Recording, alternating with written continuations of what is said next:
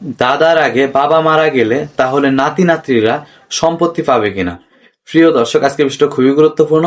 অনেকেই প্রশ্ন করে থাকেন যে আমার দাদা জীবিত আছে কিন্তু বাবা মারা গিয়েছে, দাদার সম্পত্তি কি আমার বাবা বেঁচে নাই, এখন আমার চাচারাই সমস্ত সম্পত্তি পাবে নাকি ওই সম্পত্তি আমরাও পাবো? প্রিয় দর্শক, এই বিষয়টা খুবই গুরুত্বপূর্ণ। শেয়ার করে টাইমলাইনে রেখে দিতে পারেন, পরবর্তী খুঁজেও পাবেন না হয়তোবা। চলেন আলোচনায় আসি। যদি আপনার বাবা মারা যায় আপনার দাদার আগে, ধরেন আপনার দাদার 3টা সন্তান রয়েছে, আপনার বাবা এবং কি আপনার 2 চাচা, আপনার দাদার 30% জমি রয়েছে। সেই ক্ষেত্রে আপনার বাবা মারা গিয়েছে, আপনার দাদা জীবিত রয়েছে, এরপর আপনার দাদা মারা গেল। আপনার দাদা যে পর্যন্ত জীবিত থাকবে ওই সম্পত্তির মালিক আপনার দাদা।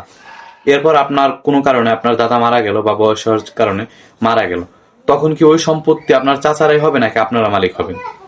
তখন ওই সম্পত্তি, ধরেন 30% সম্পদ, আপনার 2 চাচা 10-20% সম্পত্তির মালিক হয়ে যাবে, এবং কি বাকি যে 10 শতক জমি রয়েছে অর্থাৎ আপনার বাবা পেত, সেই সম্পত্তিটা আপনারা পাবেন।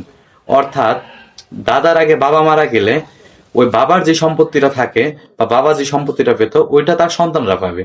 আশা করি বিষয়টা বুঝতে পারছেন। সহজ ভাষায় আরেকবার বলি, আপনার দাদার আগে বাবা মারা গেলে আপনার বাবা যে সম্পত্তিটা পেত ওই সম্পত্তিটা আপনারা পাবেন। অর্থাৎ সন্তান যে সম্পত্তি পেত, সন্তান মারা গেলে আগে নাতি নাতনিরা সেই সম্পত্তিটা পেয়ে যাবে, তার সম্পূর্ণ সম্পদ। আশা করি বিষয়টা বুঝতে পারছেন। তথ্যটি শেয়ার করে সকলকে জানার সুযোগ করে দিন। দেখা হবে পরবর্তী অন্য কোনো আইনের ভিডিও নিয়ে। পেজটি ফলো দিয়ে পাশে থাকুন।